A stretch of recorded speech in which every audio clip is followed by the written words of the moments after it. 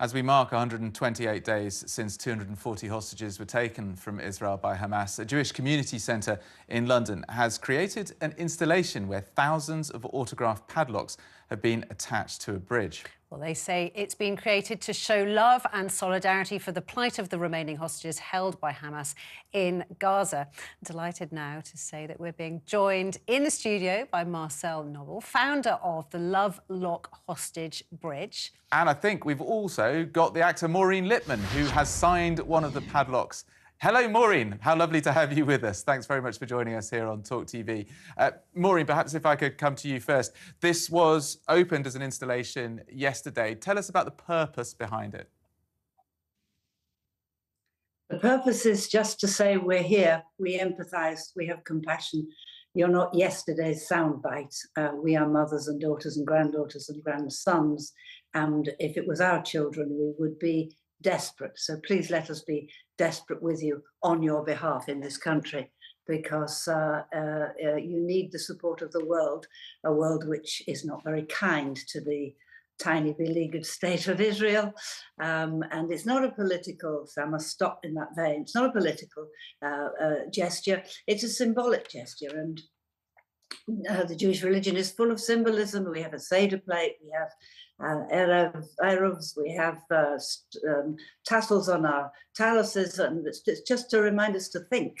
And please to say, as you go past JW3, please just think, this could be your child, certainly could be my child, being beheaded, tossed in the fire, raped, and all the other things that we forget because it's yesterday's news. So it was good to go there and to put a lock on the bridge. The lock idea came from a French man who locked his love to for his French sweetheart on the bridge. And so it's a lot to do with just love, just sending out light, sending out compassion, saying, send the hostages home and the war will end.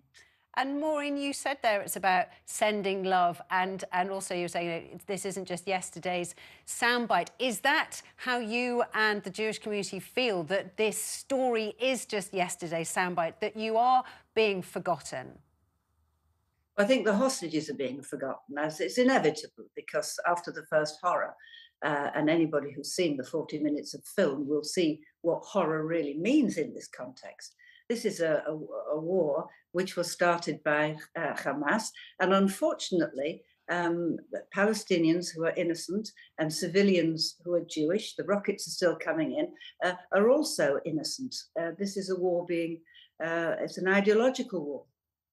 So we just have to keep it in the public eye every day to remember what's happening. They're being chained to the wall. They're being denied medication. They're in those hundreds of tunnels in the dark. They're kids, they're babies. So anything one can do to keep this hostage movement alive. Dame Maureen, thank you very much. Sorry to interrupt, and thank you very much indeed for your time this afternoon. Well, I'm delighted to say that we can talk to Marcel, who came up with the concept of this Lovelock Bridge. And it is a familiar concept, especially in continental Europe. You see it everywhere, don't you? People will attach love notes and padlocks to bridges, and they'll make a wish as a sign of good luck. Especially in romantic cities, you find some bridges are caked with padlocks, signed by lovers, declaring their love and loyalty to each other.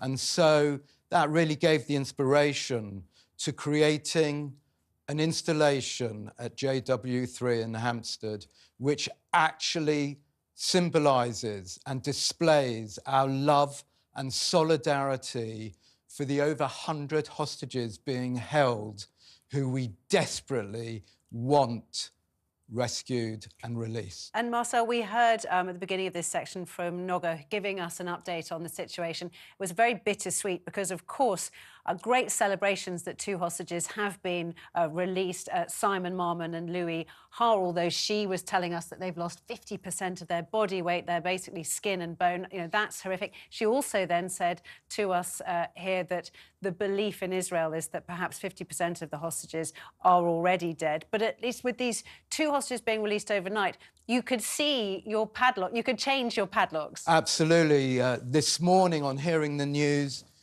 we actually got the bolt cutters out and we cut these locks free. And just a symbolism of cutting these free was just such a libertarian feeling. But at the same time, we removed 2, but there's over 100 padlocks still attached to that bridge. They represent over 100 people who may well have lost more than half their body weight. We had reports from released hostages that they're regularly assaulted, they're denied food, they are suffering like one can really not imagine. Do you get involved in the politics side of things? Do you have criticisms of the way the Israeli government has gone about trying to get the hostages out? They're obviously, as we've seen in recent weeks, less interested in negotiation than trying to retrieve them by force. Do you take a view on that as someone who's created this installation? Personally, I haven't been to Israel for many years. Don't tell the rabbi, but I'm not even a member of a synagogue. I just reacted like the community and hopefully so many sympathisers did on October the 10th. I was hit so hard. And like others, I felt desperate, I felt hopeless, I was doing nothing. So I felt that at least this bridge was something we could do, was some place we could go to take our padlocks, sign them, write a message, and let the world know, and the hostage families know, we care and we desperately hope we can bring them home as soon as possible. And am I right in saying this is open to visitors who might want to bring along their own messages of hope themselves?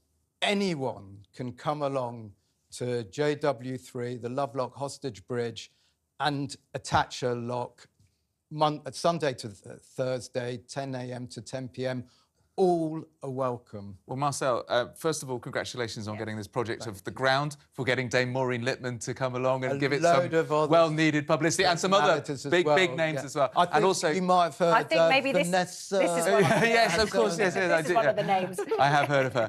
And also, congratulations on being able to remove 2 of those locks within just over 24 hours of opening the project. So Louis congratulations. yesterday, actually. That's wonderful.